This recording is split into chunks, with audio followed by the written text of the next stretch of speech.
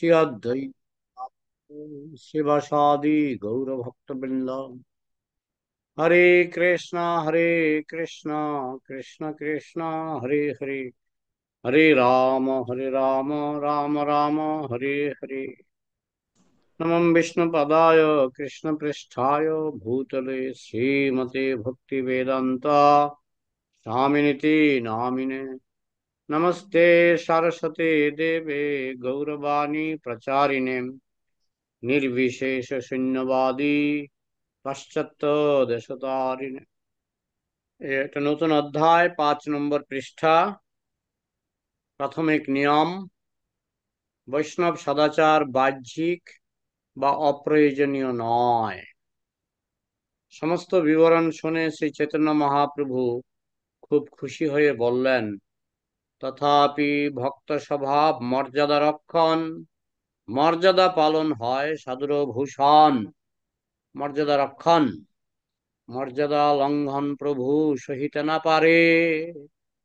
মর্যাদা লঙ্ঘন প্রভু সহিতে না পারে।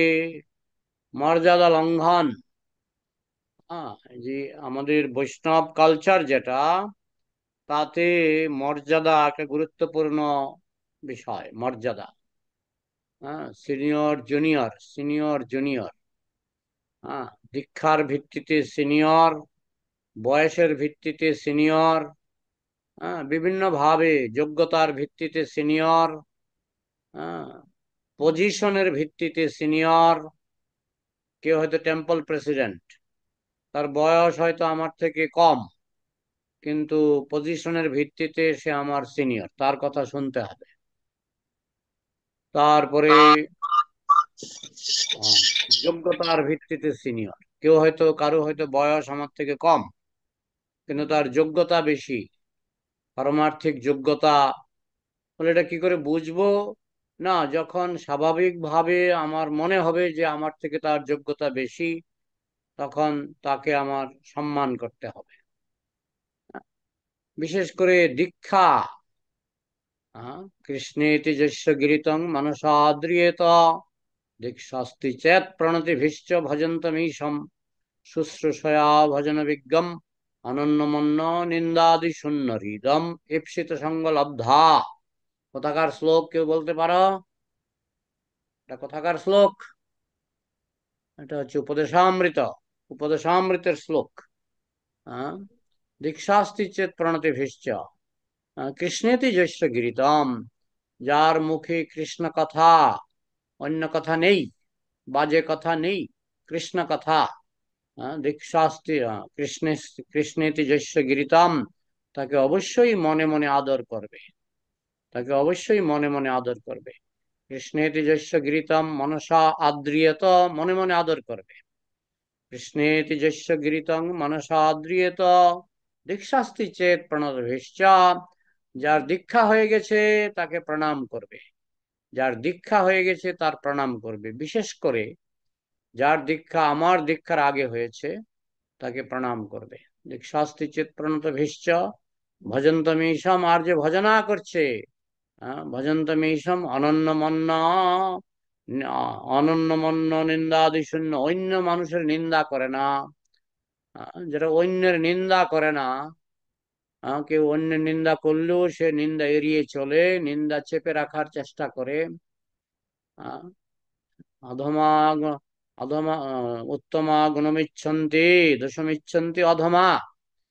বলা হচ্ছে যে অধম সে দোষ খুঁজে বেড়ায়। মানুষ চেনা যায় এইভাবে, মানুষ চেনা যায় এইভাবে যে অধম, যে দুষ্ট, সে দোষ খুঁজে বেড়ায়, আর যে উত্তম সে গুণ খুঁজে বেড়ায়। কোনো মানুষের মধ্যে 16 আনা গুণ 16 আনা দোষ থাকে না। বেশিরভাগ ক্ষেত্রেই দেখা যায় কারো হয়তো 90% গুণ, 10% দোষ। যে উত্তম সে 90% গুণের কথাই বলবে। কারো মধ্যে হয়তো 10% গুণ, 90% দোষ। যে উত্তম সে 10% গুণের কথাই বলবে, আর 90% দোষের কথা সে অদোষদর্শী। এটা কৃষ্ণের লক্ষণ, বৈষ্ণবের লক্ষণ। অদোষদর্শী, সে অপরের দোষ ঢেকে রাখার চেষ্টা করে। আর যে দুষ্ট লোক, নিজেই দুষ্ট লোক, সে অপরের দোষ আহ, ব্যাখ্যা করতে আনন্দ পায়, অপরের দোষ প্রচার করে সে আনন্দ পায়। আর যে ভালো লোক, সে অপরের গুণ প্রচার করে আনন্দ পায়। আহ, এইভাবে দেখবে বিভিন্ন জাতির মধ্যে কেউ দোষগ্রাহী, কেউ গুণগ্রাহী। তো যে ভালো মানুষ সে হচ্ছে গুণগ্রাহী, সে হচ্ছে গুণগ্রাহী। যেমন কৃষ্ণা, পুতনা রাক্ষসী তাকে বধ করতে এসেছিল। কৃষ্ণ পুতনা রাক্ষসীর দুধ খেলেন। পুতনা রাক্ষসী তার স্তনে বিষ মেখে কৃষ্ণকে বধ করার চেষ্টা করেছিল। তো কৃষ্ণ কি ভাবলেন, যে আমি এই মহিলার দুধ খেয়েছি, এই মহিলা আমার মা, তাকে গোলকে পাঠাতে হবে। কিন্তু এই মহিলা যে তাকে বিষ খাওয়াতে এসেছেন সেটা কৃষ্ণ গুরুত্ব দেননি। এই মহিলা আমাকে দুধ খাওয়াতে এসেছেন, সেটাই কৃষ্ণ গুরুত্ব দিয়েছেন। এটাকেই বলা হয় গুণগ্রাহী। বৈষ্ণব দোষগ্রাহী নয়, গুণগ্রাহী। হ্যাঁ, কাক যেমন কপ খুঁজে বেড়ায়, মৌমাছি মধু খুঁজে বেড়ায়, এই সংসারে যারা ভালো লোক, যারা ভালো লোক, তারা সব সময় গুণ খুঁজে বেড়ায়। আর যারা দুষ্ট লোক, তারা সব সময় দোষ খুঁজে বেড়ায়। এমনকি দোষ না থাকলেও সে কাল্পনিক দোষ আরোপ করবে। দোষ নেই, কাল্পনিক দোষ আরোপ করবে। তার দ্বারা বোঝা যায় সে নিজেই দুষ্ট লোক, সে নিজেই দুষ্ট লোক। হ্যাঁ, তো এটা একটা একটা গুরুত্বপূর্ণ বিষয়, এটা প্রত্যেক, কারণ বৈষ্ণব তো বোকা নয়, বৈষ্ণব খুব বুদ্ধিমান।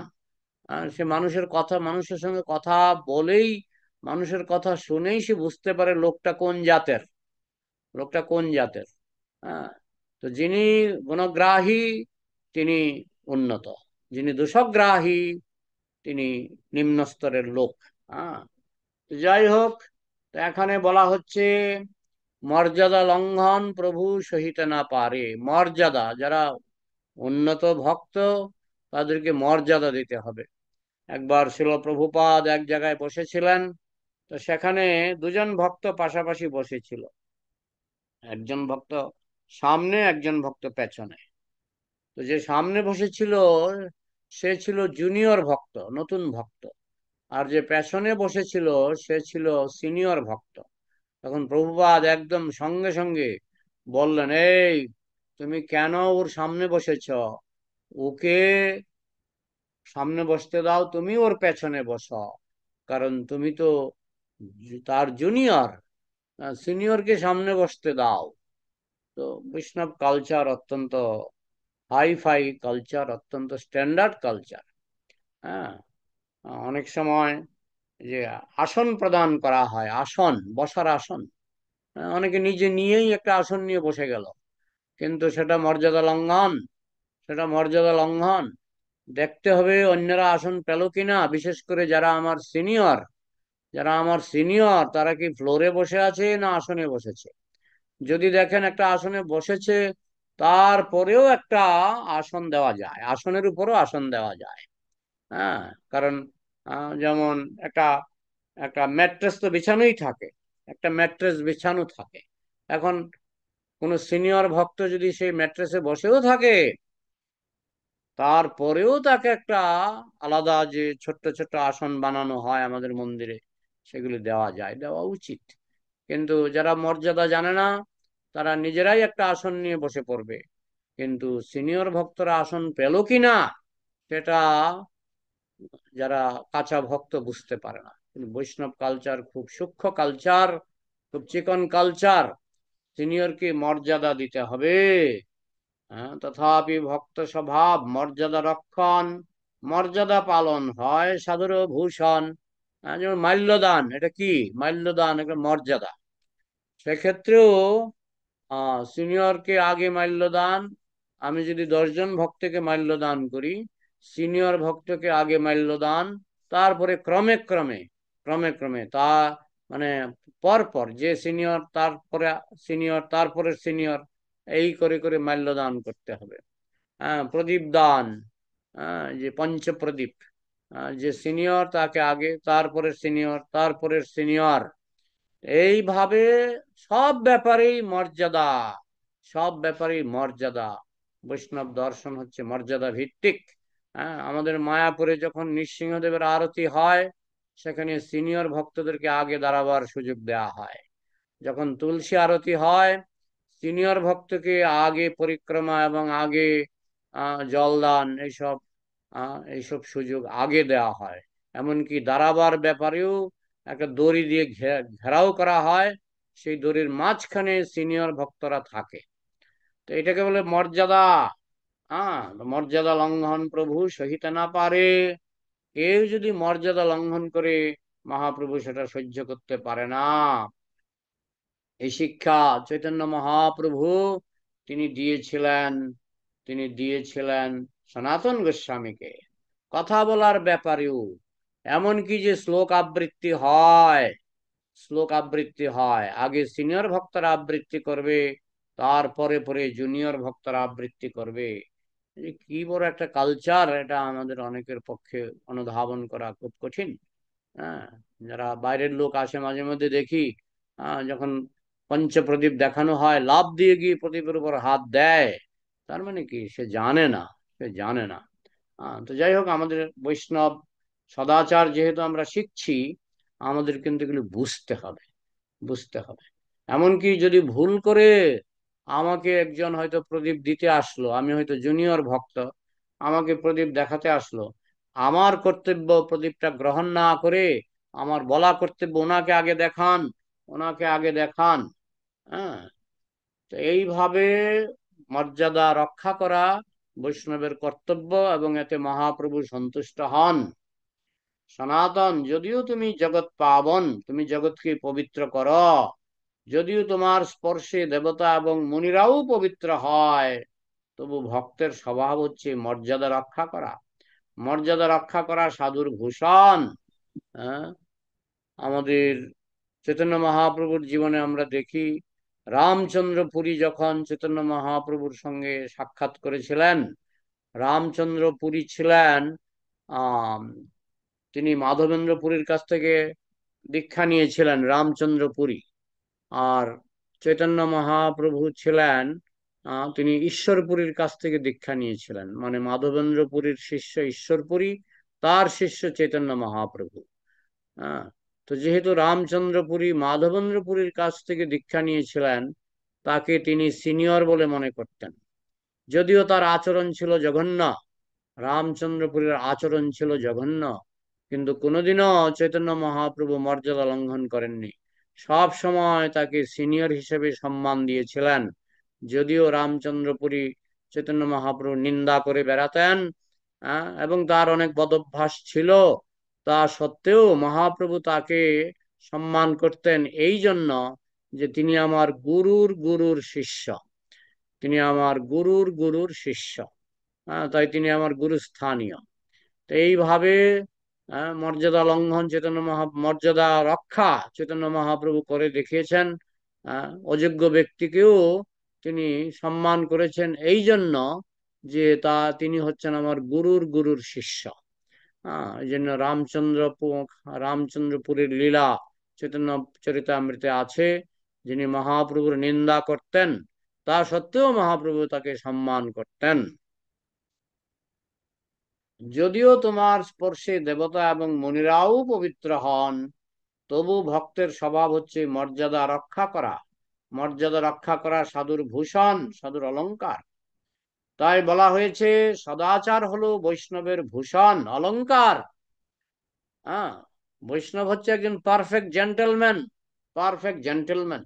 তার আচরণ দেখেই মানুষ, বুদ্ধিমান মানুষ বুঝতে পারে তিনি একজন উত্তম বৈষ্ণব। হ্যাঁ, সদাচার হচ্ছে বৈষ্ণবের অলংকার। সদাচার কি বাহ্যিক না কোনো, না বাহ্যিক কোনো কিছু বা ঐচ্ছিক। এটা লোক দেখানো নয়, লোক দেখানো নয়। হ্যাঁ, যেমন এখানে প্রভুপাদ একটা দৃষ্টান্ত দিয়েছেন। যেমন যার টাকা পয়সা নাই, টাকা পয়সা না থাকলে সে তার ধনী বলে দাবি করতে পারে না। যার টাকা পয়সা নাই, ধন দৌলত নাই, সে তো আর নিজেকে ধনী বলে দাবি করতে পারে না। অন্যথায় সে ধনের কি অর্থ হলো, যদি সে দামি গয়না পত্র না পরে, একজন বলছে আমি ধনী, একজন বলছে আমি কোটি কোটি টাকার মালিক, তো যখন সে কোথাও যায় সে সাইকেলে করে যায়, হ্যাঁ, আর সে যে ঘরে আছে সেটা কুঁড়ে ঘর, তাহলে সে যে বলছে আমি কোটি কোটি টাকার মালিক, বেশিরভাগ ক্ষেত্রেই অনেকে আহ, অহংকার করে বলে আমি খুব বড় লোক, হ্যাঁ, আমার এই আছে সেই আছে, আমি ধনী লোক, আমি ধনী লোক, অনেকে অহংকার করে বলে। কিন্তু সে যখন সাইকেলে যাতায়াত করে লোকে টের পায়, লোকে বুঝতে পারে যে সে বলছে ধনী লোক, কিন্তু দেখো সে একটা পুরনো সাইকেলে যাতায়াত করছে। হ্যাঁ, তো বলতে পারেন যে অনেক সময় ধনী লোকও তো সাইকেল ব্যবহার করে করে, কিন্তু যখন আপনি সবসময় দেখবেন সে রেশনের চাল খাচ্ছে, সে সাইকেলে যাতায়াত করছে, হ্যাঁ, তার বাড়িতে নুন আনতে পান্তা ফোরায়, তখন আপনি বুঝে নেবেন সে মুখে মুখে বলছে আমি ধনী লোক, কিন্তু আসলে সে ধনী লোক নয়। তো ঠিক তেমনি কেউ যদি বলে আমি একজন বৈষ্ণব, আমি একজন পরম বৈষ্ণব মহাবৈষ্ণব, কিন্তু তার যদি আচরণ জানা না থাকে, সে যদি বৈষ্ণব ব্যবহার না জানে, বৈষ্ণব আচরণ না জানে, তার কথায় কথায় অহংকার প্রকাশ পায়, তার কথায় কথায় যদি অহংকার প্রকাশ পায়, তাহলে বুঝতে হবে সে বৈষ্ণব নয়, সে বৈষ্ণব নয়। ধনী লোক, তার ধনের বৈশিষ্ট্য তো আমার দেখতে হবে। সে বলছে আমি ধনী লোক, দেখি তোমার বাড়িটা, হ্যাঁ খুব সুন্দর বাড়ি। সে দেখছে, সে বলছে আমি ধনী লোক, দেখি তোমার গাড়িটা, হ্যাঁ খুব দামি গাড়ি। তখন আমি বুঝতে পারি না তার কথার সঙ্গে কাজের মিল আছে, সে ধনী। ঠিক তেমনি কেউ যখন বৈষ্ণব হয়, আর সে যদি বলে আমি পরম বৈষ্ণব, ব্যবহারের ব জানে না, ব্যবহারের ব জানে না, তখন বুঝতে হবে তার কথার সঙ্গে কাজের মিল নাই। এইভাবে প্রভুপাদ ধনী লোকের দৃষ্টান্ত দিয়ে, হ্যাঁ, যে ধনে হইয়া ধনী মনিরে মানো না মনি, তাহারও খানিক মাগি আমি নত শিরে, এই বলি নদী নীরে ফেলিল মানিক। এইভাবে বৈষ্ণব হচ্ছে আসল ধনের ধনী, ভক্তি ধন, ভক্তি ধনে ধনী। এবং সেটা প্রমাণ পাওয়া যাবে তার আচরণে, তার কথায়, তার চাল চলনে প্রমাণ পাওয়া যাবে। চাল চলন যদি হয় ছোট লোকের মতো, চাল চলন যদি হয় ছোট লোকের মতো, কথাবার্তা যদি হয় ছোট লোকের মতো, তাহলে মানুষ বুঝে নেবে যে সে নামেই হয়তো বলছে আমি খুব বড় বৈষ্ণব, কিন্তু আসলে সে বৈষ্ণব হওয়ার যোগ্য নয়। হ্যাঁ, যেমন ধনী লোক তার চাল চলন দেখে আমরা বুঝতে পারবো সে ধনী লোক। হ্যাঁ, ঠিক তেমনি যে যে যত বড় বৈষ্ণব, তার চাল চলন দেখে, চাল চলন দেখেই বোঝা যায়। হ্যাঁ, আমার জীবনে কিছু অভিজ্ঞতা হয়েছে। একবার আমি বম্বে মন্দিরে প্রসাদ পাচ্ছিলাম, তখন ছিল প্রভুপাদের একজন শিষ্য, তিনি প্রসাদ কক্ষে প্রবেশ করছিলেন। একজন নতুন ভক্ত তাকে একটা ধমক দিলেন, নতুন ভক্ত তাকে একটা ধমক দিলেন। তখন আমি দেখলাম প্রভুপাদের শিষ্য কিছু বললেন না, কিছু বললেন না। তার মানে কি? তার অহংকার নেই। তার যদি অহংকার থাকতো, তিনি এটা নিয়ে একেবারে বড় মিটিং ডেকে ফেলতেন যে আমাকে কনিষ্ঠ ভক্ত, নতুন ভক্ত আমাকে ধমক দিল। হ্যাঁ, তার মানে কি? উন্নত বৈষ্ণব তার ব্যবহারে চেনা যায় তিনি কিরকম উন্নত। আমি একদিন ওই যে টিওভিপি মানে বৈদিক তারামণ্ডল মন্দিরে ঢোকার চেষ্টা করছিলাম, সেই সময় আমার আগে প্রভুপাদের একজন শিষ্য বৈদিক মন্দিরে ঢোকার চেষ্টা করছিলেন। তখন দারোয়ান তাকে বললেন না না না না, প্রবেশ নিষেধ। তখন সেই প্রভুপাদের শিষ্য হাত জোর করে তিনি পিছিয়ে গেলেন, তিনি ফিরে গেলেন। তিনি আর তিনি কিন্তু বলতে পারতেন আমি প্রভুপাদের শিষ্য, কেন আমাকে বাধা দিচ্ছ, তিনি এসব বলেননি। তিনি একটা হাত জোর করে তিনি ফিরে গেলেন। এই যে বিনয়, হ্যাঁ, বিনয় এটা উন্নত ভক্তের লক্ষণ। হ্যাঁ, হ্যাঁ, নতুন ভক্ত ভুল করতে পারে, কিন্তু উন্নত ভক্তকেও বিনয়ী হতে হবে, উন্নতি ভক্তকেও বিনয়ী হতে হবে। তো এইভাবে বৈষ্ণবের আচরণ থেকে বৈষ্ণব চেনা যায়। বলা হয় জহরি জহর চেনে, ভালো বৈষ্ণবকে চিনতে পারে, ভালো বৈষ্ণব ভালো বৈষ্ণবকে চিনতে পারে। তবে তিনি কেউ যদি খুব ধনী হন, তবে তিনি সব থেকে ভালো দামি জিনিসপত্র ব্যবহার করবেন।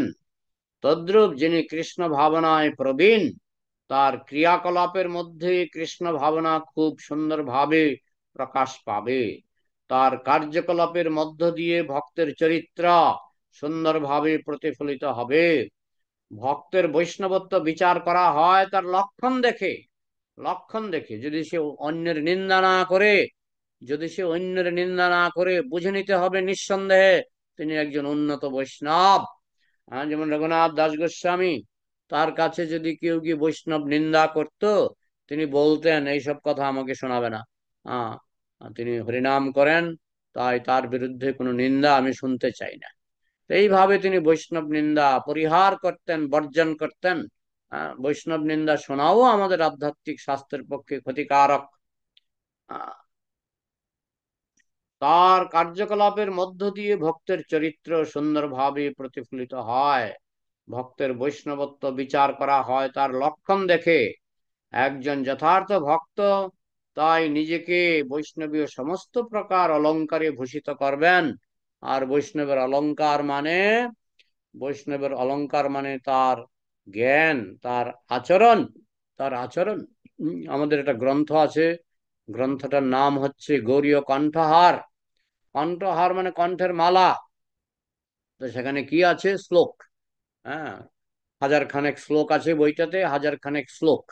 তো সেটাকে বলা হচ্ছে গৌরীয় কণ্ঠহার, মানে কণ্ঠের মালা। এই শ্লোকগুলি যদি আপনি মুখস্থ করেন, তাহলে এই শ্লোকগুলি হবে আপনার কণ্ঠের মালা, অর্থাৎ ভূষণ। বৈষ্ণবের অলংকার বাইরের কোনো অলংকার নয়। আপনি তুলসী মালা পরছেন, কেউ ভাবতে পারে এখানে একটা সোনার চেইন হলেই তো ভালো। আর এই সোনার চেইনের থেকেও আপনার আচরণ নামক যে চেইন, আপনার আচরণ নামক যে অলংকার, আপনার জ্ঞান অলংকার, আচরণ অলংকার, সেটা হচ্ছে বৈষ্ণবের আসল অলংকার। একজন যথার্থ ভক্ত তাই নিজেকে বৈষ্ণবীয় সমস্ত প্রকার অলংকারে ভূষিত করবেন। এখানে অলংকার মানে সোনা গয়না নয়, এখানে অলংকার মানে তার আচরণ, সামাজিক ব্যবহারে প্রয়োজনীয় রীতিনীতি। তিনি যে শুধু বৈষ্ণবীয় আচরণ জানেন শুধু তাই নয়, সামাজিক ব্যবহার, সামাজিক ব্যবহারে তিনি খুব এক্সপার্ট। হ্যাঁ, একজন জ্যেষ্ঠ ব্যক্তির সঙ্গে কি করে কথা বলতে হবে, একজন বহিরাগত ব্যক্তির সঙ্গে কি করে কথা বলতে হবে। হ্যাঁ, তাই আমি একটা কথা বলে থাকি যে বৈষ্ণব হচ্ছে মিষ্টি দইয়ের মতো। হ্যাঁ, এখন বাইরে থেকে একজন লোক আসলো, আর আমি যদি তাকে এই যান যান যান যান যান যান যান যান, হ্যাঁ, তো আমি যদি কুকুরের মতো ঘেউ ঘেউ করি, তো বাইরের লোকটা কি ভাববে? তাকে মিষ্টি ভাবে আপ্যায়ন করা, অন্তত মুখের কথায়, এই কথা থেকে আমি সবাইকে মিউট করে দিচ্ছি। ক্লাস শুনছে না, এমনকি আমি যে কি বলছি একটা কথাও শুনছে না। আহ তো আহ বাইরের লোক যখন আসে, তখন তাকে সুন্দরভাবে আপ্যায়ন করা উচিত। হ্যাঁ, সে যেন কথা বলেই খুশি হয়। হ্যাঁ, তারপরে পেশা, কোন ধরনের পেশা? আমি কি মদ বিক্রি করব না গাঁজা বিক্রি করব? সে আচরণ দেখো। এখন একজন বৈষ্ণব দীক্ষা নিয়ে সে যদি মাছের ব্যবসা করে, বোঝা গেল তার, সে দীক্ষা নিয়েছে কিন্তু সে ভালো বৈষ্ণব হতে পারেনি, ভালো বৈষ্ণব হতে পারেনি। তো এইভাবে যেমন গত রোববারে একজন আমাকে বলছে যে আমি বৈষ্ণব, কিন্তু আমি চা বিক্রি করি। কিন্তু সেটা ঠিক নয়, যেন পেশাগত নীতিশাস্ত্র আমাদের মানতে হবে। শিষ্টাচার, এটিকেট, ইংরেজিতে বলে এটিকেট। শিষ্টাচার, কার সঙ্গে কিরকম ব্যবহার করতে হবে। এমনকি একটা কুকুরের সঙ্গে কিরকম ব্যবহার করতে হবে, একটা গরুর সঙ্গে কিভাবে ব্যবহার করতে হবে, আমাদের সব ব্যবহার শিখতে হবে। পশু পাখির সঙ্গে কিভাবে ব্যবহার করতে হবে আমাদের শিখতে হবে। আর মানুষের সঙ্গে কিভাবে ব্যবহার করতে হবে, এবং বিশেষ করে ভক্তের সঙ্গে ভক্তের ব্যবহার কিরকম হবে। শিষ্টাচার, ভদ্রতা, আমাদের শিখতে হবে। বৈষ্ণব হতে গেলে কতগুলি নির্দিষ্ট ভদ্রতা বা শিষ্টাচার প্রয়োজন। বৈষ্ণব সদাচার কৃষ্ণ ভাবনার সহায়ক। এই সদাচার পালন না করলে, যেমন তোমরা হেডিং এ দিয়েছ যে বৈষ্ণব সদাচার কৃষ্ণ ভাবনার সহায়ক, এরকম দিয়েছে না একটা হেডিং, আমি দেখছিলাম। তো হ্যাঁ, বৈষ্ণব সদাচার কৃষ্ণ ভাবনার সহায়ক, কারণ সদাচার দেখলেই কৃষ্ণ খুশি হন। তাই এর দ্বারা যে ভাবধারা ও আচরণ বিধি পাওয়া যায়, তাতে ভক্ত যে কোনো পর্যায়ে উপযুক্ত ভাবে আচরণ করতে পারেন। হ্যাঁ, কিভাবে, কোথায়, কোন পরিস্থিতিতে, স্থান কাল পাত্র অনুসারে আমাদের শিল প্রভুপাদ নিখুঁত ভাবে আচরণ করতেন। স্থান কাল পাত্র অনুসারে উপদেশামৃতে শিল প্রভুপাদ আমাদের ভক্তি যুগের অগ্রগতির জন্য একটি খসড়া তৈরি করে দিয়েছেন। তাই উপদেশামৃত গ্রন্থটি নেক্টার অফ ইনস্ট্রাকশন, এটা ইসকনের একটি সার গ্রন্থ। নেক্টার অফ ইনস্ট্রাকশন সমস্ত ভক্তকে মুখস্থ রাখতে হবে, পড়তে হবে, বারবার পড়তে হবে। নেক্টার অফ ইনস্ট্রাকশনে মাত্র 11খানা শ্লোক, আমার যতটুকু মনে পড়ছে 11খানা শ্লোক। 11খানা শ্লোক আমাদের প্রত্যেক ভক্তকে মুখস্থ করতে হবে, কারণ এর নামই হচ্ছে উপদেশ অমৃত, নেক্টার অফ ইনস্ট্রাকশন। যত উপদেশ আছে তার মধ্যে উপদেশের সার মাত্র 11খানা শ্লোকে শ্রীল রূপ গোস্বামী তিনি লিখেছেন। এটা আমাদের সমস্ত ভক্তদের জানা উচিত। কিভাবে কার সঙ্গে কিরকম ব্যবহার করতে হবে, ওই গ্রন্থ পড়লে সব শেখা যায়। তাই স্থানকাল পাত্র অনুসারে বৈষ্ণব ব্যবহার করতে জানেন। উপদেশামৃত গ্রন্থে শিল প্রভুপাদ আমাদের ভক্তি যুগের অগ্রগতির জন্য একটি খসড়া তৈরি করে দিয়েছেন। শিল প্রভুপাদ প্রতিটি শ্লোক এত সুন্দরভাবে ব্যাখ্যা করেছেন যে আমরা যদি ওই গ্রন্থটা, ছোট্ট গ্রন্থ, এটা যদি আমরা মনোযোগ দিয়ে পড়ি, বারবার পড়ি, তাহলে আমরা বৈষ্ণব ব্যবহার শিখতে পারবো। সত্যগুণযুক্ত সেবা কার্যে সর্বদা রত হয়ে বৈষ্ণব সদাচার পালন করা মানে সর্বদা সত্যগুণে আচরণ করা। বৈষ্ণব কম পক্ষে সত্যগুণে আচরণ করবেন।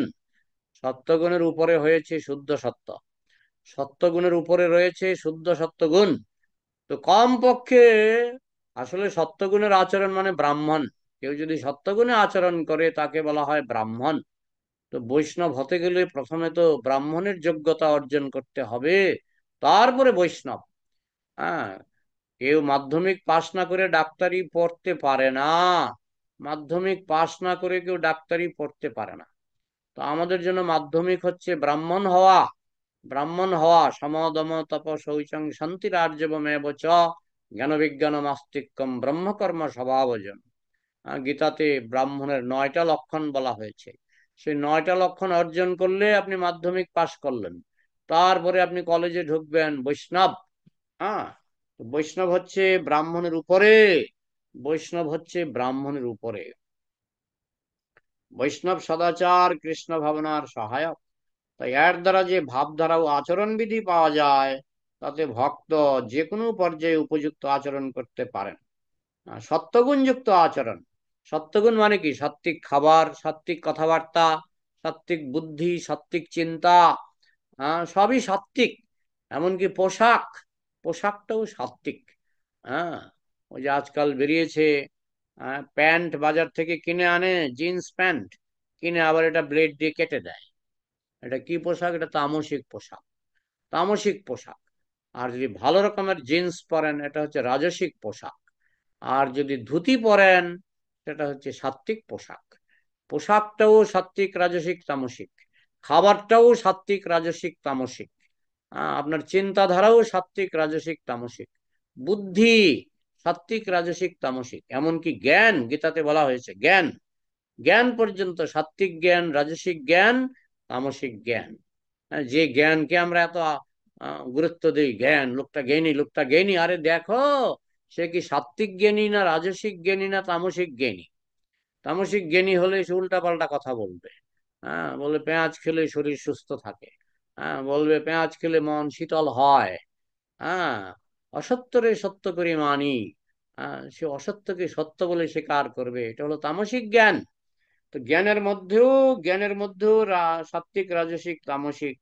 আচরণের মধ্যেও সাত্বিক, রাজসিক, তামসিক। এইভাবে ভেদ করা হয়েছে। বৈষ্ণব সদাচার পালন করা মানে সর্বদা সত্যগুণে আচরণ করা। সেটি হচ্ছে চিন্ময় স্তরে উপনীত হওয়ার সোপান, স্টেপিং স্টোন। Stepping stone. আপনি সত্যগুণে, শুদ্ধ সত্যগুণে উঠবেন, বৈষ্ণব স্তরে উঠবেন, আপনাকে স্টেপিং স্টোন ব্যবহার করতে হবে, সিঁড়ি ব্যবহার করতে হবে। সেই সিঁড়িটা হচ্ছে সত্যগুণ।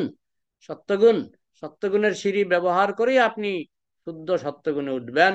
সেই শুদ্ধ সত্যগুণটা হচ্ছে কৃষ্ণ প্রেম।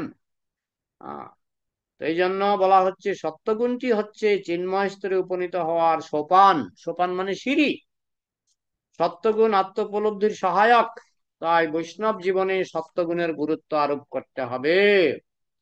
পক্ষান্তরে রজ তমগুণে তা নয়। সুতরাং কিভাবে আমরা বৈষ্ণবীয় নীতিগুলি আমাদের জীবনে কাজে লাগাচ্ছি তা বুঝতে এবং দেখতে হবে। তিনি কি বিনীত? প্রথম দেখতে হবে যে বৈষ্ণব বলে নিজেকে পরিচয় দিচ্ছে, আমার দীক্ষা হয়েছে, আমি তিলক কাটি, কিন্তু তুমি বিনীত কিনা, তুমি জেন্টেল কিনা, তুমি ভদ্র কিনা, না কথায় কথায় অহংকার প্রকাশ করো? যদি কথায় কথায় অহংকার প্রকাশ করো, আমি একটা লোককে দেখতাম, সে 1 লক্ষ জপ করতো, সে মন্দিরে এসে হম্পি দম্পি করত। সে বলতো, তোমরা ইস্কনের ভক্তরা মাত্র 16 মালা জপ করো, আমি 1 লক্ষ জপ করি। আরে তুমি তো বিনীত নও, তুমি তো বিনীত নও। তুমি যে ঢাক পিটাচ্ছ মানলাম, তুমি 1 লক্ষ জপ করো, কিন্তু তারও আগে তোমার দরকার তৃণাদপি শুনিচেন তরুরিব সহিষ্ণুনা আমানিনা মানদেন কীর্তনীয় সদাহরি। আগে তো তোমার বিনীত হওয়া দরকার, জেন্টেল হওয়া দরকার। আমি যদি বলি আমি খুব বড় বৈষ্ণব, সে ছোট বৈষ্ণব, সে ছোট বৈষ্ণব।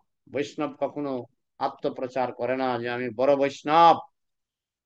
তাই দেখতে হবে তিনি বিনীত কিনা, জেন্টেল কিনা, বিবেকী, তার বিবেকটা কেমন, তার বিবেকটা কেমন। হ্যাঁ, বৈষ্ণব সর্বদাই যে কোনো জায়গায় যাবে তার আচরণ পারফেক্ট, তার আচরণে কেউ ভুল ধরতে পারবে না, তার ব্যবহার ভালো, তার জীবন খুব ডিসিপ্লিনড, জীবন খুব ডিসিপ্লিন। ওই সকাল 8টা পর্যন্ত ঘুমালাম, ঘুম থেকে উঠে একটু চা খেলাম, হ্যাঁ, তারপরে যা খুশি তা করলাম, এটা বৈষ্ণব জীবন নয়। প্রভুপাদ বলতেন এগুলি শূকরের জীবন, শূকরের জীবন। তারপরে তার আচরণ হবে অভিজাত, সম্ভ্রান্ত আচরণ, সম্ভ্রান্ত আচরণ। হ্যাঁ, একবার শ্রীমৎ তমাল কৃষ্ণ মহারাজ প্রসাদ পাচ্ছিলেন, তমাল কৃষ্ণ মহারাজ প্রসাদ পাচ্ছিলেন, তার পাতে একজন একটা বড় গোলাপজাম দিলেন। তমাল কৃষ্ণ মহারাজ, শ্রীমৎ তমাল কৃষ্ণ মহারাজ, তিনি ছিল প্রভুপাদের সঙ্গে কথা বলছিলেন। সেই সময় হঠাৎ করে একজন ভক্ত এসে শ্রীমৎ তমাল কৃষ্ণ মহারাজের পাতের গোলাপজামটা নিয়ে নিলেন, চুরি করে, চুরি করে নিয়ে খেয়ে ফেললেন। তখন শ্রীমৎ তমাল কৃষ্ণ মহারাজ প্রভুপাদের সঙ্গে কথা বলতে বলতে হঠাৎ করে তার পাতের দিকে তাকালেন, তাকিয়ে দেখছি এত বড় গোলাপজামটা নেই, পাতে নেই। তখন প্রভুপাদকে তিনি বললেন, প্রভুপাদ এখানে একটা গোলাপজাম দিয়েছিলেন, কে যেন নিয়ে নিয়েছে। তখন প্রভুপাদ কিন্তু রাগ দেখাননি এবং তমাল কৃষ্ণ মহারাজও রাগ দেখাননি। কে যেন নিয়ে নিয়েছে। প্রভুপাদ বলছে না প্রসাদ চুরি করেছে, কোনো অসুবিধা নেই, প্রসাদ চুরি করেছে, ক্ষমা করে দাও। তো এই যে পজিটিভ এবং ভদ্রতা, পজিটিভ এবং ভদ্রতা, এটা নিয়ে কিন্তু লঙ্কা কাণ্ড বাঁধানো যেত। কে আমার গোলাপজাম চুরি করেছে, তার নাক ফাটিয়ে দেব। ওইটা বৈষ্ণব আচরণ নয়, ওইটা বৈষ্ণব আচরণ নয়। ভদ্রতা, সর্ব পরিস্থিতিতেই ভদ্র, সম্ভ্রান্ত, অভিজাত। প্রভুপাদ একটা দৃষ্টান্ত দিয়েছেন যে প্রভুপাদ বলছেন, আমার ছোটবেলায় আমি একটা জমিদার বাড়িতে যেতাম, তো সেখানে অনেক আইটেম রান্না হতো। তো যখন রান্না হতো, জমিদার বাবু আসতেন, এসে রান্নাগুলি দেখে চলে যেতেন। এবার তোমরা প্রসাদ পাও। তো কর্মচারীরা বলতো, জমিদার বাবু আপনি একটু খান, না না তোমরা পাও, তোমরা পাও। তো উনি শুধু দেখতে গিয়েছেন, খেতে যাননি, দেখতে গেছেন। উনি তো সব খরচ চালিয়েছেন, জমিদার বাবু সব খরচ চালিয়েছেন। তিনি হয়তো ঘরে বসে সামান্য খাবেন, কিন্তু তিনি শুধু দেখেই বলছেন, না তোমরা খাও, তোমরা সবাই প্রসাদ পাও। এইটা হচ্ছে অভিজাত। অভিজাত হওয়া তো সহজ নয়, এটা হচ্ছে অভিজাত। অভিজাত হওয়া তো সহজ নয়।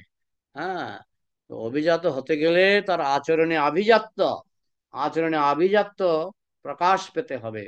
সদ্গুণাবলী কতটা তার মধ্যে দেখা যায়, এইটা আমরা দেখব, যে একজন মানুষের মধ্যে সদ্গুণাবলী কতটা দেখা যায় সেটা দেখতে হবে। সেটা দিয়ে আমরা বুঝতে পারবো কে সম্মানীয়, কাকে বেশি মর্যাদা দিতে হবে, সেটা আমরা বুঝতে পারবো। বুদ্ধিমান মানুষ বুঝতে পারে। এরপরে শুরু হচ্ছে ছিল প্রভুপাদের উদ্ধৃতি। এখন আমি কিছু প্রশ্নোত্তর নেব, তারপরে যদি সময় থাকে প্রভুপাদের উদ্ধৃতি নিয়ে আলোচনা করব। কিন্তু আমি একটা দায়িত্ব দেব মৃগাঙ্ককে। মৃগাঙ্ক, আগামী সোমবার যদি ক্লাস হয়, হবে ছিল প্রভুপাদের উদ্ধৃতি, পৃষ্ঠা নাম্বার 6। তোমার ডায়েরিতে টুকে রাখো, ডায়েরিতে লিখে রাখো। ওকে প্রভু, ঠিক আছে হ্যাঁ, প্রভু। পৃষ্ঠা নাম্বার 6 ছিল প্রভুপাদের উদ্ধৃতি। হ্যাঁ, এটা আমরা আগামী সোমবারে আলোচনা করার চেষ্টা করব। আজকেও যদি সময় থাকে একটা দুইটা উদ্ধৃতি পড়ব, কিন্তু এখন কিছু প্রশ্ন উত্তর আমি গ্রহণ করতে চাইছি। প্রশ্ন করো, আমরা উত্তর দেওয়ার চেষ্টা করব। বা কোনো বিষয় যদি বুঝতে না পারো, যে এই জায়গাটা বুঝতে পারলাম না বা এই জায়গাটা নিয়ে আমার সন্দেহ আছে, এটা তো ঠিক নয়, তোমরা বিনীতভাবে প্রশ্ন করতে পারো। হরে কৃষ্ণ, প্রণাম প্রভু। প্রণাম। আমি জাগৃতি বলছি। বলো। বলছি, আহ, আপনি খুব সুন্দর লেকচারটা দিলেন। আহ, মানে খুব ভালো লাগলো আর কি। এখানে আমার প্রশ্নটা হচ্ছে যে আপনি বললেন যে ভক্তদের এমন এমন কোয়ালিটিস গুলো থাকে। আমি তো এখন ভক্ত হইনি, বা মতো ভালো ভক্তিও করতে পারছি না, মানে হুম। যে রুলস গুলো ফলো অত ভালো করে করছি না। হুম। তবে কি করে এত দৃঢ়তা আসবে যে নিজের কাজগুলো করি আর এই সব গুণাবলীগুলো আসে, যাতে হুম। কোনো মানে লিস্টে যদি কোনো অপরাধ না হয় কোনো বৈষ্ণবের চরণে, হুম। এই জিনিসটা একটু বলেন হ্যাঁ, প্রভু। এগুলি হরে লেগে থাকতে হয়। বলে, গাইতে গাইতে গাইন, বাজাতে বাজাতে বাইন। একজন মৃদঙ্গ বাজাতে পারে না, কিন্তু সে প্রতিদিন 1 ঘন্টা প্র্যাকটিস করে। তারপরে দেখা যায় সে হয়তো 5 বছর পরে খুব ভালো মৃদঙ্গ বাজাতে পারে। তাই বলে বাইতে বাইতে বাইন, গাইতে গাইতে গাইন। একজন গাইতে পারে না, গান গাইতে পারে না, কিন্তু প্রতিদিন প্র্যাকটিস করে। প্র্যাকটিস করতে করতে একদিন সে ভালো গায়কে পরিণত হয়। আমি কাঁচা আম পাকা আমের দৃষ্টান্ত দিয়ে থাকি, যেটা ছিল প্রভুপাদ দিয়েছেন। কাঁচা আম যখন গাছে থাকে, প্রথমে আমটা যখন ছোট থাকে কষ্টি লাগে, কিন্তু সে যখন গাছে লেগে থাকে, সে যদি মায়ার ঝরে পড়ে না যায়, গাছ থেকে যদি পড়ে যায়, সে পচে যাবে। ঠিক তেমনি আমরা যদি সাধু সঙ্গ থেকে বিচ্ছিন্ন হয়ে যাই, আলাদা হয়ে যাই, আমরাও পচে যাব। এই জন্য আমাদেরকে লেগে থাকতে হবে সাধু সঙ্গে, ইস্কনের সঙ্গে। ইস্কন হচ্ছে একটা গাছের মতো, সেই গাছের মধ্যে আমাদের লেগে থাকতে হবে। তাহলে আমরা ক্রমে ক্রমে আমরা উন্নতি লাভ করব। আমরা যে যত সিরিয়াস, সে তত তাড়াতাড়ি উন্নতি। এটা তো ছাত্র জীবনও দেখি, যে ছাত্র বেশি সিরিয়াস, সেই ছাত্র ভালো রেজাল্ট করে। যে ছাত্র সিরিয়াস নয়, সেই ছাত্র রেজাল্ট ভালো করে না। তো এটা যেমন ছাত্র জীবনে যেমন সম্ভব, একটা ভক্তি জীবনেও সম্ভব। বোঝা গেল? হ্যাঁ প্রভু, হরে কৃষ্ণ। ধন্যবাদ। হরে হরে কৃষ্ণ। নেক্সট প্রশ্ন।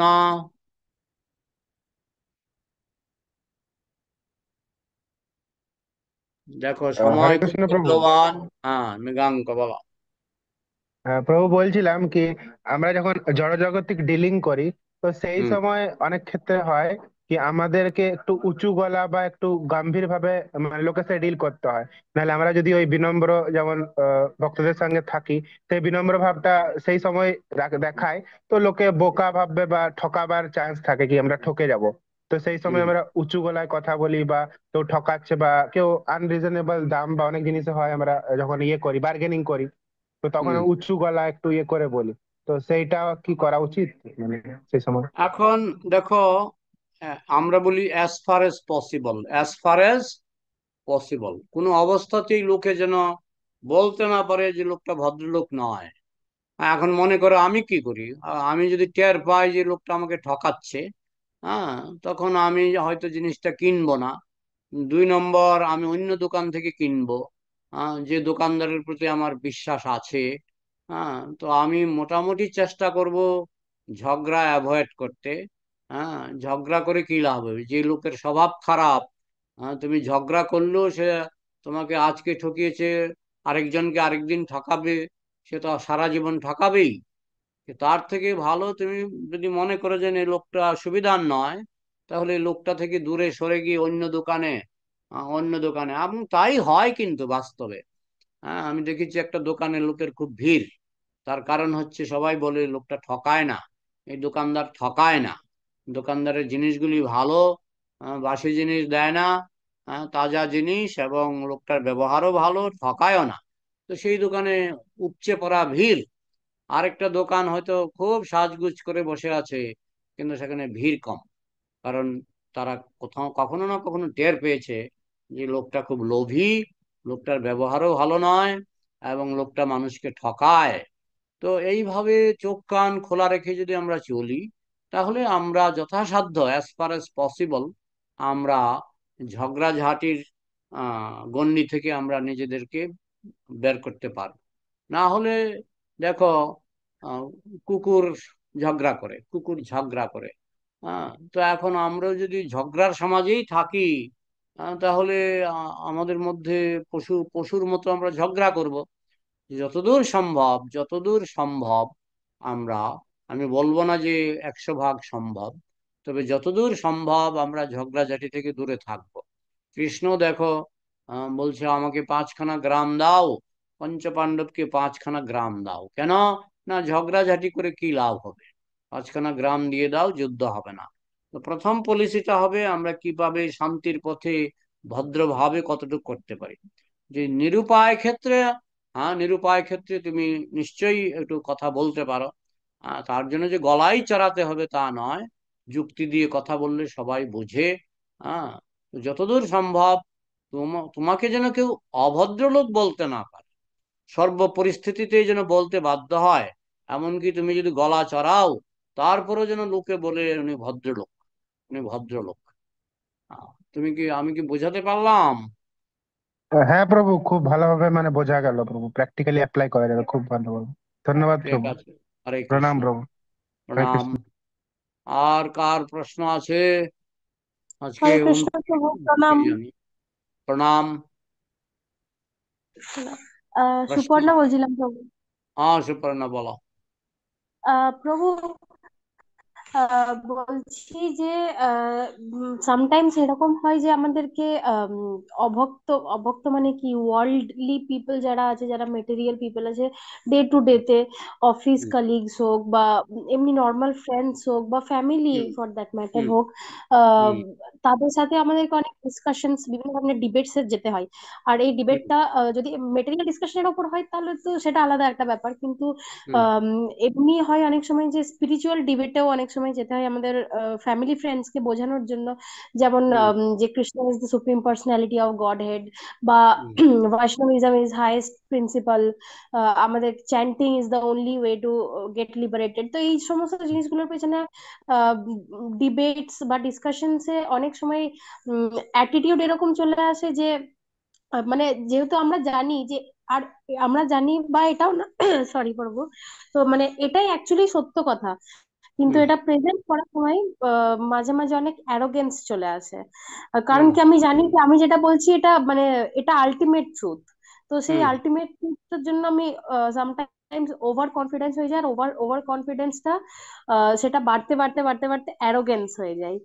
তো হুম। সেখানে আমাকে কিরকম ভাবে ব্যবহার করা উচিত, সেইখানে কি অ্যারোগেন্সটা আমাকে রাখা উচিত, আর আমাকে কি কনফিডেন্ট ভাবে থাকা উচিত যে না, যেটা আমি বলছি সেটা ঠিক আর আমি সেটাতে স্টিক থাকবো, তাতে সামনের লোক একটু অফেন্ডও হচ্ছে মনে হচ্ছে আমার। হুম। তো এখানে আমার কিরকম তোমাকে ব্যবহার করা উচিত? তোমাকে দোকানদারের পলিসি নিতে হবে, দোকানদারের পলিসি। দোকানদার হুম। জিনিস বিক্রি করবে। এখন কাস্টমার আসলে পরে আমি তাকে বোঝাবো যে আমার জিনিসটা ভালো। এখন হুম। কাস্টমারের সঙ্গে যদি আমি বাজে ব্যবহার করি, তাহলে হুম। কাস্টমার কি করবে? আমি হুম। কাস্টমারকে হারাবো। হ্যাঁ, মনে হুম। করো আমি কাস্টমারের কাছে আমি একটা জিনিস বিক্রি করব, আমি চাল বিক্রি করব। এখন হুম। কাস্টমারের সঙ্গে যদি আমি বাজে ব্যবহার করি, তাহলে হুম। কাস্টমার চাল না কিনে অন্য দোকানে চলে যাবে। তো তো এই হুম জন্য বৈষ্ণবকে হতে হবে খুব এক্সপার্ট বিক্রেতা, সেলার। হুম হ্যাঁ, হুম সেলসম্যান বা সেলস ওম্যান। হ্যাঁ, কি সেল হুম করবে না, কৃষ্ণ কনসাসনেস। এখন হুম আমার বিক্রি করতে গিয়ে দোকানদার কি করে, বিক্রি করতে গিয়ে কোনো সময় বিনীত হয়, কোনো সময় হুম যুক্তি দেখায়। হ্যাঁ, বিক্রি করতে গিয়ে তার যা যা করা দরকার তিনি করবেন, হুম কিন্তু তিনি যেন কাস্টমারটা হারিয়ে না ফেলেন। আমি যদি হুম এমন ভাবে ব্যবহার করলাম যে আমার কাস্টমারই চলে গেল, আমার হুম জিনিস বিক্রি হলো না। হ্যাঁ, হুম আমার হুম জিনিস হচ্ছে কৃষ্ণ কনসাসনেস, সেটা আমি যেন তেন প্রকারে বিক্রি করে ছাড়বো, সেটা আমার হুম উদ্যোগ থাকা উচিত। এখন তা হুম করতে গিয়ে আমার যদি জেন্টাল হতে হয় হব। আমি যদি মনে হুম করি যে না, একটু এখানে একটু যুক্তি দেখালে বিক্রি হবে, জিনিসটা দেখাবো, যুক্তি দেখাবো। যদি দেখি হুম বিক্রি হবে না, হুম সেক্ষেত্রে আমি কেন সময় নষ্ট করব? 10 জন হুম কাস্টমার আছে, 3 জন কাস্টমারের সঙ্গে কথা বলে আমি সময় নষ্ট করব না, যদি আমি বুঝে যাই, টের পেয়ে হুম যাই যে জিনিস হুম বিক্রি হবে না। হ্যাঁ, যেমন হুম মনে করো আমি একটা এক্সাম্পল দিয়ে থাকি, যে হুম দুইখানা কাঠের স্তূপ আছে। একটা কাঠের হুম স্তূপে জল দেওয়া, সেখানে আগুন হুম জ্বালালে জ্বলবে না। আরেকটা হুম কাঠের স্তূপ হচ্ছে শুকনো কাঠ, সেখানে আগুন হুম দিলে জ্বলবে। তো তুমি দেখতে চলবে। পাচ্ছ ওই শুকনো কাঠ থেকে ধোঁয়া বেরোচ্ছে, তুমি তাল হুম পাতা দিয়ে বাতাস করছো, কারণ তুমি জানো হুম ওই শুকনো কাঠ থেকে ধোঁয়া বেরোচ্ছে মানে আগুন জ্বলবে। আর ভিজা কাঠ হুম থেকে ধোঁয়াও বেরোচ্ছে না, তখন তুমি বা তাল পাতা দিয়ে বাতাস করে অযথা সময় নষ্ট করবে কেন? আমাদের সময়ের হুম দাম আছে। তাই যেখানে হুম প্রচার করলে শুধু সময়ই নষ্ট হবে, আমার জিনিস হুম বিক্রি হবে না, সেখানে হুম আমি সময় নষ্ট করব না। আর যেখানে আবার জিনিস বিক্রি হবে, সেখানে হুম আমি যদি বুঝে টের পেয়ে যাই, যেখানে মনে হয় বিক্রি হবে, আমি যদি গন্ধ হুম পেয়ে যাই, তাহলে আমি হুম ছলে বলে কৌশলে যেমন করেই হোক, যেন তেন প্রকারেণ আমি প্রচার করার চেষ্টা করব। যদি মনে হয় যে একটু গলা চড়ালে আমার জিনিসটা বিক্রি হবে, তাহলে হুম তুমি চড়াতে পারো, কিন্তু খুব সাবধানে, সন্তর্পণে। কিন্তু যদি হুম মনে হয় যে না, এখানে আমার এই হুম পলিসি কাজ করবে না, লোকটার অহংকার বেশি, আমার হুম এই পলিসি কাজ করবে না, সেক্ষেত্রে হুম আমার সময় নষ্ট করার দরকার নেই। আমি কি বোঝাতে পারলাম? হ্যাঁ প্রভু, একদম ক্লিয়ার হয়ে গেল, থ্যাংক ইউ। হরে কৃষ্ণ। হরে কৃষ্ণ। তুই জিজ্ঞেস কর না, আর বলো কি? আমি হ্যালো। হ্যাঁ প্রভু। নাম হরে কৃষ্ণ। বলো। সুজয় নাম অধিকারী বলো। বলছি আমি। সুজয় সুজয় অধিকারী বলো। বলছি। হ্যাঁ, বলো। বলছিলাম প্রভু, ওই যে ইয়েটা বললেন যে সিনিয়র আর জুনিয়রের ইয়েটা, সেটা ঠিক হুম, বুঝতে পারলাম না। বলো, প্রশ্নটা ওইটা আরো একটু, পরিষ্কার করো। যেটা যার ওই যে দীক্ষা আগে সিনিয়র ভক্ত হয়েছে, মানে, হ্যাঁ, হ্যাঁ যার দীক্ষা হয়েছে, দীক্ষা হ্যাঁ ওইটা ওইটা। আছে তিনি সিনিয়র। তোমার আগে দীক্ষা হয়েছে, তোমার হয়েছে এই বছর, মানে গত বছর, আর ওনার হয়েছে তার আগের বছর। তো যার দীক্ষা আগে হয়েছে সে আচ্ছা সিনিয়র, যার ব্যবহার ভালো সে সিনিয়র, যার বয়স বেশি সে সিনিয়র, যার পজিশন যেমন টেম্পল প্রেসিডেন্ট, সন্ন্যাসী, সে সিনিয়র। এইভাবে সিনিয়রের অনেকগুলি আছে, তার মধ্যে অন্তত বেসিক হচ্ছে যার দীক্ষা আগে হয়েছে সে সিনিয়র। আচ্ছা। বোঝা মানে গেল? এই যে ছোট হলো, এই যে যদি বয়সও যদি ছোট হয়, কিন্তু যদি দীক্ষা আগে হয়েছে হ্যাঁ, তাহলে সে সিনিয়র। Senior, senior. জ্ঞানবৃদ্ধ, একটা হচ্ছে বয়োবৃদ্ধ, আর একটা হচ্ছে জ্ঞানবৃদ্ধ। তো এই যে ছোট হলেও, হ্যাঁ, যেমন গুরুদেবের থেকে শিষ্যের বয়স বেশি, কিন্তু গুরুদেব ইচ্ছা করলে তাকে তুমি তুমি করে বলতে পারে শিষ্যকে। বয়সে হয়তো গুরুদেবের থেকে শিষ্যের বয়স বেশি, কিন্তু যেহেতু সে শিষ্য আর গুরুদেব হচ্ছে গুরুদেব, তাই গুরুদেব সিনিয়র, শিষ্য বয়স বেশি হলেও সে জুনিয়র। আচ্ছা। বোঝা গেল? হ্যাঁ, বোঝা গেছে। আর হরে কৃষ্ণ, প্রণাম। প্রণাম। হরে সবাই নাম কৃষ্ণ বলে প্রভু। বলে প্রশ্ন করো। নিয়তি মাতাজি, হ্যাঁ, হরে কৃষ্ণ প্রভু, প্রণাম। প্রণাম।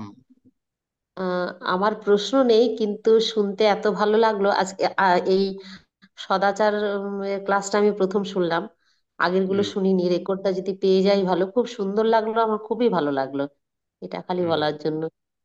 হরে হ্যাঁ, কৃষ্ণ। আগের ক্লাসগুলি আপনি ইয়েতে পেয়ে যাবেন, আগের ক্লাসগুলি পেয়ে যাবেন ইউটিউবে। আপনি আহ, প্লে লিস্ট চেনেন, প্লে লিস্ট বোঝেন?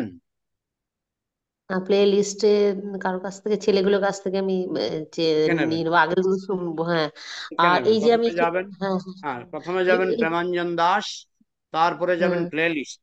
প্লে লিস্টে গিয়ে আচ্ছা টিপ দেবেন বৈষ্ণব সদাচার। বৈষ্ণব আচ্ছা। সদাচার একটা প্লে লিস্ট আমি খুলেছি। এই যে ক্লাসটা আজকে হলো, এটাও সেই প্লে লিস্টেই চলে যাবে। হ্যাঁ হ্যাঁ, তো ওই যে ছোট ছোট জিনিসগুলো যেটা আমি শুনলাম আজকে, যেটা পঞ্চপ্রদীপে দেখানোর সময় বা আসনে মানে সিনিয়রদের, এটা তো করি, এটা তো আমাদের ছোট থেকে শিক্ষাটা আছে। সিনিয়ররা হুম। এলে আমাদের উঠে দাঁড়ানো বা তাকে আসন দেওয়াটা আছে। পঞ্চপ্রদীপের সময় আমরা একটু হুড়োহুড়ি করি, তবে সিনিয়রকে টপকে না, মানে এটা যে সদাচারের মধ্যে পড়ে, এটা আমি আজকে খুব ভালো করে ক্লিয়ার এবং আরো সচেতন হয়ে গেলাম আমি, মানে হুম, খুব ভালো পেলাম আর কি। ঠিক আছে, হরে ধন্যবাদ। কৃষ্ণ, প্রণাম। হরে কৃষ্ণ। হ্যাঁ, নেক্সট প্রশ্ন, ভালো ভালো প্রশ্ন আসছে। প্রশ্ন পেলে হরে আমি কৃষ্ণ খুশি হই। হরে হরে কৃষ্ণ কৃষ্ণ। প্রভু প্রণাম। প্রণাম। আমি কে? বিজয় অধিকারী সুজয়? বলছি, সুজয়ের সুজয় বাবা অধিকারী? বলছি, আচ্ছা সুজয়ের বাবা আচ্ছা। বলছি। আচ্ছা বলুন। ভাইয়া, শুনেছি আপনার যে ওই যে ভগবান শ্রীকৃষ্ণ বলেছেন যে যে করে আমার আস তার করি আমি সর্বনাশ, তবু হুম যদি না ছাড়ে আস তখন হইতে আর দাস অনুদাস। এই হুম। কথাটার আপনার ইয়েটা মানেটা একটু বলে দেন। এটা গীতার কত নম্বর শ্লোকে আছে? সেটা জানা নাই তো, সেটা তাইলে ধরুন জানা নেই আমার। তাইলে এটা আমি কি করে উত্তর দেব? আমার তো শ্লোক নাম্বারটা বলতে হবে, গীতার শ্লোক না ভাগবতের শ্লোক, শ্লোক নাম্বারটা তো বলতে হবে কমপক্ষে। এটা ধরুন কীর্তনিয়াদের মুখে বেশি শুনি আমি। আর কীর্তনিয়াদের মুখে হাজার কথা শোনা যায়, কিন্তু সেইগুলি গীতার সঙ্গে মেলাতে হবে, ভাগবতের সঙ্গে মেলাতে আচ্ছা হবে। যদি না মিলে, বুঝবেন এগুলি অনেক সময় ফালতু কথা। আজকেও আমি দেখছিলাম ইউটিউবে একজন বলছে যে বাজারে একটা কাগজ বিক্রি হয় গীতার সারাংশ, যার মধ্যে গীতার গ আচ্ছা নাই, গীতার গন্ধও নাই, আচ্ছা এটা গীতার সারাংশ বলে বিক্রি করে দিচ্ছে। হ্যাঁ, এবং আমি অনেক বাড়িতে দেখেছি একটা কাগজ টাঙানো আছে, তাতে লেখা গীতার সারাংশ, গীতার কোন শ্লোকের সঙ্গে মিল নাই। তো এইগুলি ঠিক আচ্ছা নয়, বুঝেছেন? হ্যাঁ, তবে একটা কথা আচ্ছা। আছে, যস্যাহং অনুগৃহ্ণামি হরিষে তদ্ধনং শনৈ তত ধনং ত্যজন্তি ঐশ্য সজনা দুঃখ দুঃখিতম। বলছে যাকে আমি বেশি কৃপা করি, আমি তার ধন সম্পদ হরণ করি। হ্যাঁ, কিন্তু এটা সবসময় সত্য নয়। হ্যাঁ, সুদামা বিপ্রকে কৃষ্ণ ধন সম্পদ দান করেছিলেন। প্রভুপাদকে কৃষ্ণ প্রথমে ধন সম্পদ হরণ করেছিলেন, তারপরে আবার ধন সম্পদ দান করেছিলেন।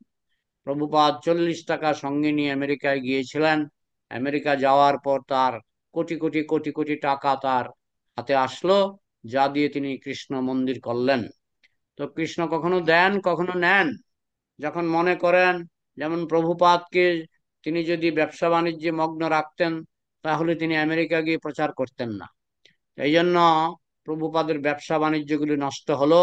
ব্যবসা বাণিজ্যের কোনো মানে একটা দোকান আগুনে পুড়ে গেল, একটা দোকানের ম্যানেজার টাকা নিয়ে পালিয়ে গেল। এইভাবে প্রভুপাদের ধন সম্পদ কৃষ্ণ হরণ করেছিলেন।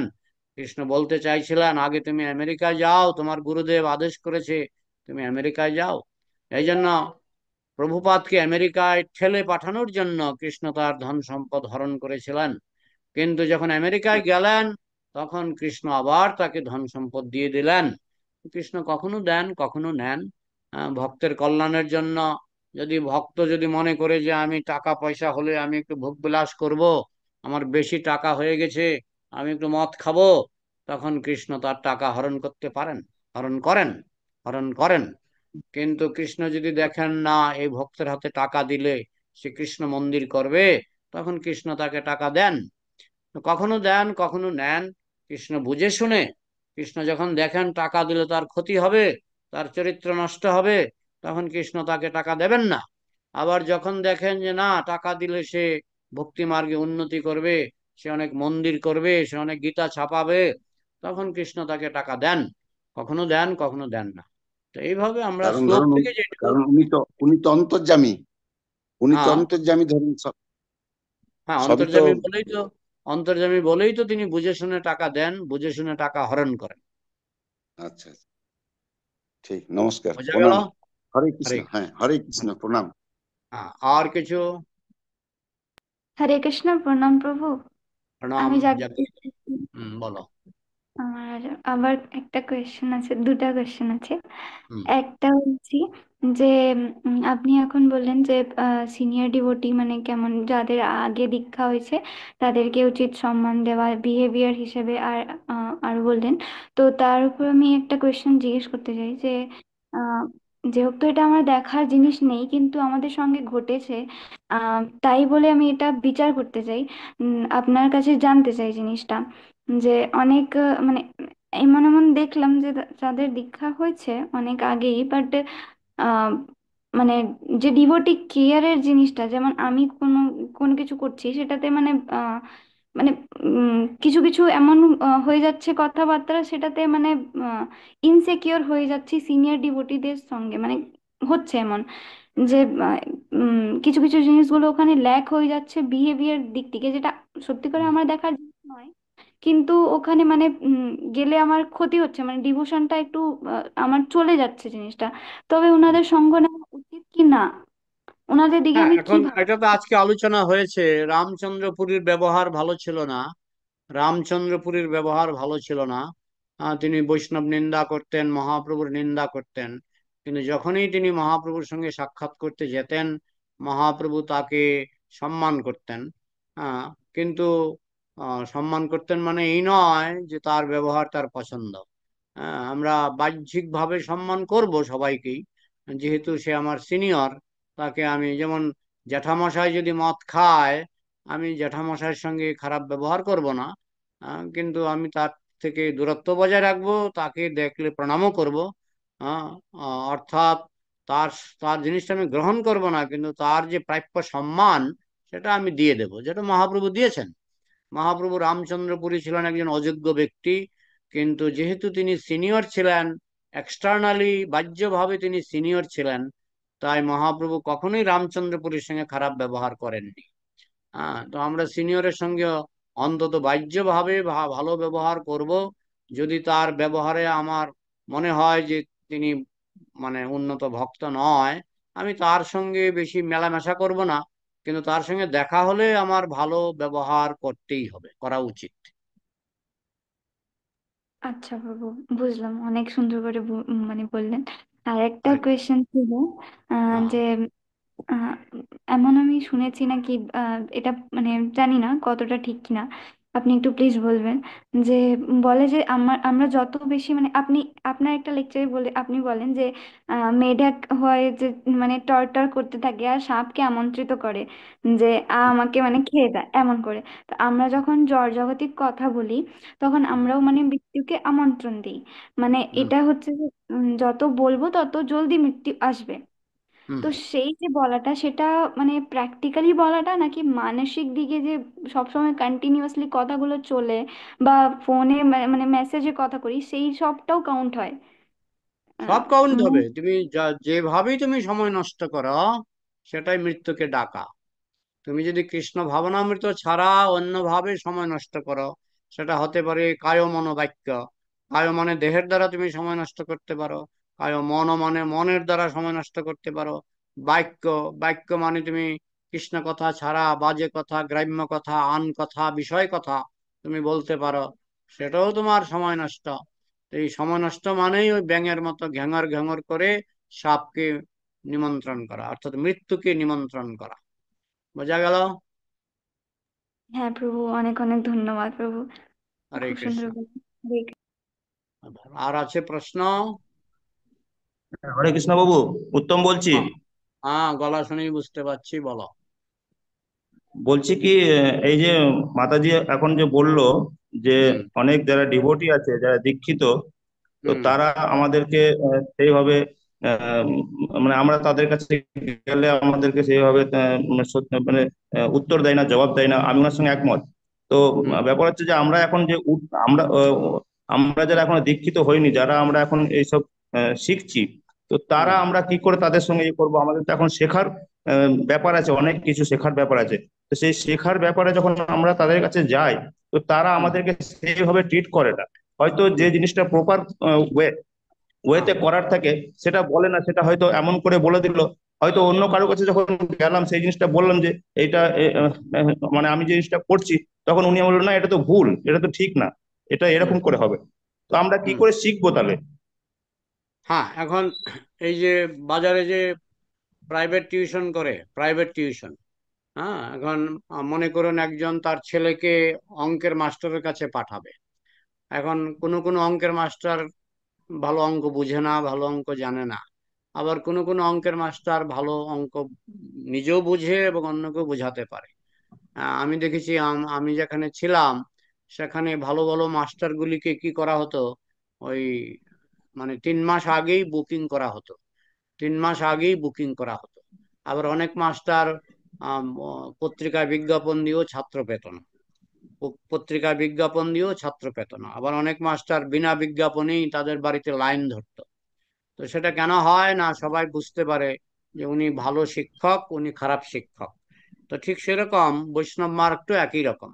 আমার যখন দেখবো যে কারোর সঙ্গে কথা বলে আমি উত্তর পাই না এবং তার ব্যবহারও আমার ভালো লাগে না, আমি সেই মাস্টারের কাছে যাব কেন?